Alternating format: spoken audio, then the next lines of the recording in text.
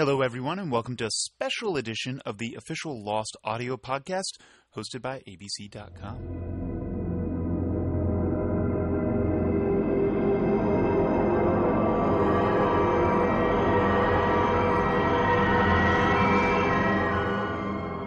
Hello, everyone. We know we told you that we weren't going to have an audio podcast this week, but, surprise, we have one for you, with executive producers Damon Lindelof and Carlton Cuse here to celebrate Mother's Day. They have some special surprise guests that they're going to talk to rehash last Thursday's episode, Something Nice Back Home, and take some fan questions and prepare you guys for this Thursday's episode entitled Cabin Fever. That airs Thursday, May 8th at 10:02 p.m. Eastern and is available the next day at abc.com. So, without further ado, here are executive producers Damon Lindelof and Carlton Cuse.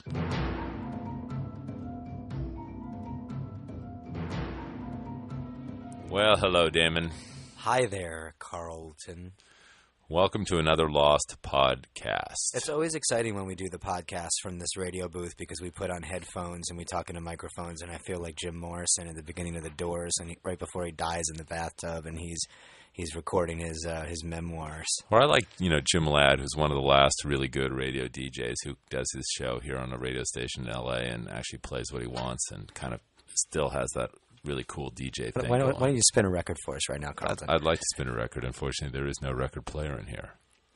But if I had one, I'd play a little Zeppelin for you right now. And Carlton, let me ask you, why are we in the radio booth today as opposed to being on my couch, which is where we normally record the podcast? That sounds bad, but... Yeah, because it is bad.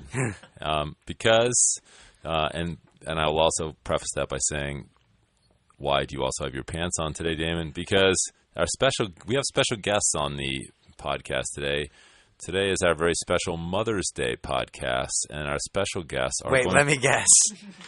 It's a Mother's Day podcast. Who would this special guest be? Perhaps our mothers? Oh, wow. This is something I've been looking forward to for quite some time. Yes. What's your mom's name? My mom's name is Sue. Hey, what's your mom's name? My mom's name is also Sue. It's another lost cross. Exactly. So you will be hearing Sue Cuse and Sue Klausner, which is my mom's maiden name. We can just call them Sue C and Sue K.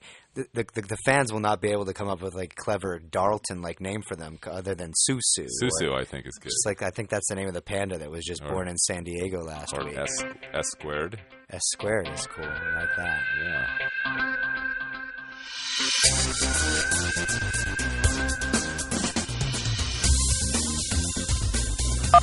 Well, here we are with our mothers now on the phone, joining us on our very special Mother's Day podcast. Hi, Mom. Hi, Carlton. Hi, Damon. Hello there, Mrs. Cuse. Oh, it's so nice to meet you. It's a pleasure to meet you. I've heard so much about you. Carlton is actually, I will now introduce my mother, Susan Klausner. Hi there, Mom. Hi, Damon. How are you? I'm dandy. You've met Carlton on several occasions, so you've had the pleasure of meeting Carlton. I have not had the pleasure of meeting Carlton's mom. I think it was a pleasure. Well, how kind of you. So anyway, we thought we'd just talk a little bit about the show. Did you guys watch the episode Thursday night, Something Nice Back Home? Because we basically usually start our podcast with a little rehash of the previous episode, and so maybe you guys can ask us any questions you might have had, or give us your reactions to the last episode. And this is the episode where Kate and Jack. Jack has an appendectomy, and we see that they're together in the future. And I would ask you, Mom, Susan Klausner, first, what you thought of the episode. Did you like it? I loved it. I loved that Kate and Jack are together, I think. I find that very surprising, Mom, because you've actually voiced to me on several occasions that you would rather have Kate be with someone else on the show. Well, I actually prefer both of them. Prefer both of whom? Sawyer and Jack. And I don't want to hurt anybody's feelings, and And Sue Cuse, what do you think? Kate and Sawyer, or Kate and Jack?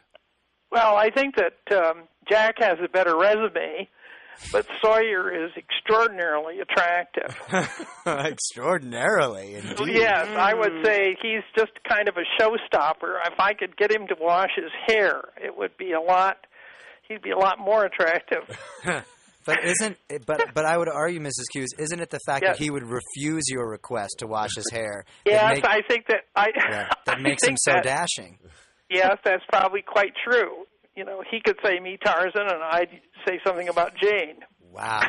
This is getting interesting. It's getting hot in here, and it's not just because I'm in a booth with your son. Well, I didn't mean to digress like that. I really didn't. Please. I thought the show was absolutely marvelous, and of course, I'd like to preface it with that I'm so unknowing about what's happening or going to happen that I don't have any idea who's even in the coffin. Let alone why Jack has transported himself into the future without his body hair. Mom, do you know about this incredibly important, strange thing that's happened in the episode about Jack's chest hair? Yeah, I think actually it's somebody's toupee, which will appear in the next episode. Oh, wow. That's an interesting theory. Yeah. Let us write that down. Maybe a lock. Oh, that's good. You guys, we should invite you into the writer's room. I have a question for you both. Yes. What do you make of the fact that Claire wakes up by the fireside and sees Christian Shepherd holding her infant son Aaron in his arms? What's that all about? I'm thinking that she really wanted her dad to see his grandson. Interesting. And Mom, what's your theory about all that? Well, I think the whole idea of can I give a broader view that I think the whole idea is sort of that the island is a kind of parallel universe that's been dropped in onto our planet. I just think the whole show is extraordinarily intellectually challenging, and I think that we're constantly confronted with these concepts of things like teleporting and synchronicity and all of this. I think you've done such a marvelous job of involving alongside of this sort of religious value system so that it shows that science and community spirit or religion can go hand in hand. I can't speak for Carlton when I say this, but it is so refreshing to be labeled as intellectually challenging as opposed to intellectually challenged, which is very often the case for us here on the podcast. So I can't imagine you were ever in the cloakroom, Damon. So I'm thinking that that they're seeing what they want to see, that the island is magical in that way. Wow. That when the characters are seeing these things, they're seeing what they're wishing to see, hoping to see, and that manifests itself. Damon, I'm sure you were a great reader when you were young. Indeed, and my mom is actually a reading teacher. Oh, wow. And read to me very often, all the time. So my love for stories came primarily from her and my dad, who was also a sort of a voracious reader. So, and a lot of people don't know this about Carlton, but Carlton doesn't know how to read. Is that so? It's even more impressive that he has ascended to this level in his career without being literate. Well, I have to take exception to that because I walked into our living room when he was about 4 years old, and he had a Dr. Seuss book. And now I we're said, getting down to it. This is and good. what are you doing? And he said, I'm reading.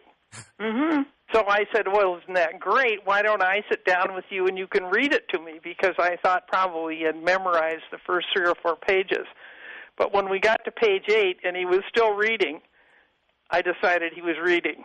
Wow. And that was the only book I've ever read. Well, I do have to tell you that whenever we went anywhere in the car, my car was the only peaceful place when other children were in it because we had stacks of books for whomever was in the car.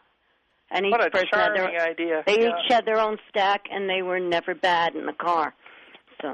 Do you carry books in the car with you? Absolutely. That is a true too. story. Yeah. And that is why I have the uncanny ability to read while in a car. While driving. Thank you for making your mother happy. While driving, exactly. That is why I now am able to send emails while driving. And obviously our love for books is reflected very often in the show. We You know, Oh, yes, heavens. and I think the fact that you guys both have the hots for Sawyer, if you'll pardon the expression, is the fact that he's a voracious reader. I think I know. He sits down on the beach and he pops open the book, and you know, Mhm, aside right. from the fact that he doesn't wash his hair, that is, you know, he's more than happy. Well, to, he's in a Sandy situation, so Sure. we Well, have I must warn Sue Hughes though that I do work in Washington Heights, and that if Okay. there is a contest for Sawyer, I can take you down. Whoa. Holy Moses. Washington Heights, ladies and gentlemen. You heard it here first. I don't know. Washington Heights is in Spanish Harlem. It's not the safest my- neighborhood in the world. So Yeah, Oh, but, my God. But I have to warn you, my mom works out, and you haven't seen her biceps. Whoa. That's it. I was just going to say, That's is a this the throwdown. cue for my? Would you like to see my biceps? All right, guys. I think it's time for a little bit of role playing. Okay. I will play Sawyer, and each one of you can make your 30-second impassioned pitch for my affections. So I'll start by going, well, little lady there, Ms. Klausner, you look pretty nice. How about you tell me why you think I should go home with you tonight? Because, baby, I am me, and there is nobody like me in the nation, the world, or the universe. Well, that's quite interesting. Now, how about you there, Susie Hughes? What do you got in store for me? Don't hold back Sawyer, now. I'd have to say, I certainly hope you enjoy really good red wines with a wonderful dinner, and why don't we start the evening that way? I'm going to wake up now, and I'm going to realize that this was all a dream, and I'm going to... Sawyer on the Newlywed Game with our mothers is the greatest I'm sorry. thing I've ever heard in I'm my just life. stopping this right now and moving on to another topic. I'd like to ask Damon's mother just a quick word association game. I'm going to name a lost character, and you just give me the sort of first instantaneous response that you have. Just quickly, we'll run through these, okay? Locke. Yes, Locke. smart, Jack. thoughtful, Desmond. confusing, Juliet. honest, Mr. Friendly. not, Good. Ben. bipolar, Interesting. Mom, how about you? Let me throw a few others at you. Okay. I'll do something for you, Mom. Okay. Hurley. Overweight. Now I understand why Carlton only weighs 50 pounds. Claire. Who? Claire. Oh, was that your word? So, Okay, now I think we've come to the part in the podcast where we will extend to you, our mothers. Each one of you gets to ask one question, which we won't promise that we'll answer, right? honestly. Which the other one will answer. So, Mom, you can ask a question of Carlton, and he will answer. But be sure you really want to know. We will be cutesy and somewhat evasive, but if you ask a question, it will not be dodged. I want to know who is in the casket. Oh, Oh, don't well. hold back. You know, that's a very good question. I lose sleep over that one. Oh, you do? Well, Yeah, I do. Well, the good news is you're only going to lose like a couple more weeks of sleep over that one because Good. we promised that we were going to Oh, answer wow. that question in the season finale. All right, so Okay. Mrs. Hughes, you can now. Thank you, Carlton, for yet another evasive answer. We told you. You did ask. Well, you know, that was a pretty tough question. I mean, You it might kind as of well was- have What asked, did you what's What the did you think I monster? was going to ask, Carlton? What is an adverb? I mean, really? All right, Mrs. Hughes, you're up. You can ask me All any right, question. Damon. This is a bit of a double entendre, but is Locke the next chosen disciple for the island? Oh, that's an excellent question, and very timely, in fact, because that question, in fact, will be answered, or at least very, very strongly addressed in this week's Right. episode entitled "Cabin Fever." Okay. All right. and the title Cabin Fever might refer to Jacob in his cabin, which... Well, that's it. You see, I think Jacob is. I think Locke has been brought aboard to be sort of a disciple to him at this time. Fascinating. And I don't have any idea, but that's what I would guess. I love this kind of biblical reference that goes on. I don't know a great deal about the Bible, but I'm impressed with how you presented all of that with Echo and everyone. Well, It's very... What's really interesting about that episode, Cabin Fever, is we've sort of delved into Old Testament Judaic teachings and New Testament Christian teachings, but in this episode we actually delve into Buddhism, Great. And sort of did a lot of Great. research as to how the Dalai Lama is found, if that's a little bit of a hint. Well, for I you. think he's trying to stay out of China right now, but other than that. Yes, exactly. Well, not the current Dalai Lama. That is We're talking more historically, we're a little talking bit about bigger how, picture. Yeah, when the Dalai Lama dies, they go looking for his The soul. little But- child. I will say though that these are the same qualities that we love in you as mothers, which is cut right to the chase. I mean, those were two incredibly prescient questions that got right to the core of what's at stake in the show. No lollygagging around the edges with No, are we going no to see the lollygagging. four-toed statue again? No, these were real. Those were heart of the show questions and very, very good ones. Well, I do want to share with you that I watched the Jimmy Kimmel show, and I thought you were both just absolutely wonderful, and I think that he was extraordinarily prescient when he said that he thinks this is going to go down in history as one of the most creative shows in television. I happen to be in full agreement, and I'm sure your mom is too, because I just think the level of creativity that you guys are putting out there every week, and I think it's fabulous. Well, you're I have very to good. add Thanks. to that. I'll have to tell you that nothing before it, Yes. and I have to predict, because you're allowed to do that for Lost, Right. Yes. and nothing after it will ever equal the magnitude of this show. And I agree completely. I think it's going to be Yep. sort of like rock and roll. Well, let's not. it's Yeah, very. I think- seriously though, can you guys? How about a That's little, why yeah. they're our mom. Exactly. David, Now okay? you guys understand exactly the amazing. No, we're being serious. The amazing amount of support that we had as kids growing That's up, right. and every time that we sit in Yes. the room and we come up with a crazy idea for the show, and could we actually get away with this? That artistic bravery is in no small part due to our amazingly supportive mothers. So happy Mother's it is. Day to you guys. Thank we you. love Oh, you so thank much. you. Yes. I Thank love you, you guys. both. I Well, do too. I love both of you. Thank you guys so much for being on the show with us, and lots of Love love you to you guys. both, and we'll talk to you soon. Bye, Love you guys. both. Bye. Bye-bye. Bye. All right, well, that was awesome. It was really fun chatting with our moms, I think. It was a blast, and now we don't have to call them on Mother's Day. No, so. you still have to call your mom. Do I have to call your mom? No, you do not have to call my mom, but I will go ahead and call your mom anyway. Okay, excellent. We're going to do a couple of fan questions here quickly before we wrap it up for today. So, Damon, I'm just going to jump right in. This Do is it. from Chupacabra Cadabra. Oh, wow. I love the show. I love the podcast. I love gnawing at the bones of hints and revelations as each layer of the onion is peeled away. Wow. That's a great mixed metaphor, It if is. there ever was one. Now that Kane has been canceled, will we see Richard Alpert, Nestor Carbonell returning to the show? Really enjoyed the character, so cryptic and so matter-of-fact at the same time. 2, in The Shape of Things to Come, Widmore says the island has been his and implies that Ben stole it from him. Despite his difficulty in finding it now, has Widmore been to the island before? 3, does Aaron have only 4 toes on each foot? Wow. If you answered my questions, I will forgive you for killing Alex in such a cruel and sadistic fashion. Say the magic word, Chupacabra. Chupacabra Cadabra.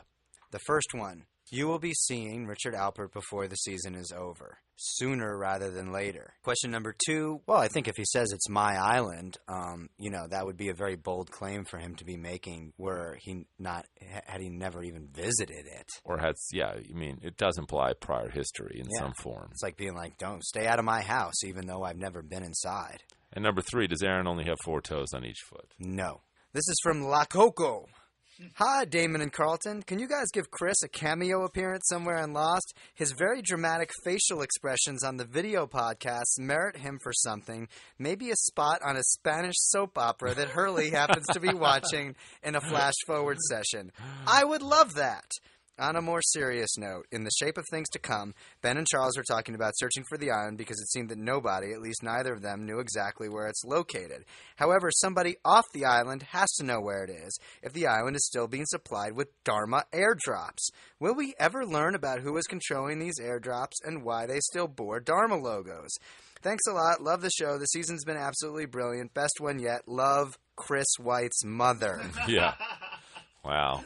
Thank you, Chris White's mother. And, you're right. I think your son is perfectly appropriate for a Spanish soap opera that Or Hurley is telenovela, watching. as they are. Telenovela. And if Hurley ever is watching a telenovela that we produce, I think, Chris, how is your Spanish, Chris? Muy bien. Oh, good. Okay. Muy bien. Is All that right. Spanish for really bad? Yeah. All right, Well, answer the question, Carlton. okay. Dharma drops. Dharma drops, Will yeah. we ever learn? That's good. I mean, that recalls a lot of history with the show. But I think that next year we will be dealing a little bit more significantly with some Dharma things, and I think Dharma drops might be one of those questions that Season 5 will provide you with the answer for. Not going to happen between now and the finale, but when the show is back next season, I'm thinking Dharma drops will be if that's really what you need to know about the show, I feel like you will feel satisfied. If a Dharma drop happens on the wrong bearing, does that mean that something can get dropped off in like 1965 and arrive in 2005? I think that's an episode. Whoa. All right, I'm going to write that one down. This is from Jack at 8:15. I want to know, is there still hope for Jacket in the future? I was really disappointed after the last episode. Please don't put an end to our beautiful relationship between these two wonderful characters. Please bring back our Jacket. Jacket, for those of you... Or skaters or jaders. Is the Juliet Jack combination. All we can say is, there is a romantic quadrangle of which Juliet is a member. Kate and Jack are also members, and... we like to mix and match on the show as often as possible, so you might be seeing a little bit of Cacket. I'd like to see Juliet and Miles get together just so that we could say it was Giles. This is a question from an almost impronounceable name, but there are X's involved, so you know who you are. XGDAWGX. Carlton, it's been killing me. I know Steve supposedly went with Locke, so I want to know if the first meat sock that got shot was in fact Steve. And Claire better not die. I mean, ever. The reason Kate has Aaron better be just because Claire got stuck on the island. Also, are Claire and Jack ever going to find out they're brother and sister? So, question number 1.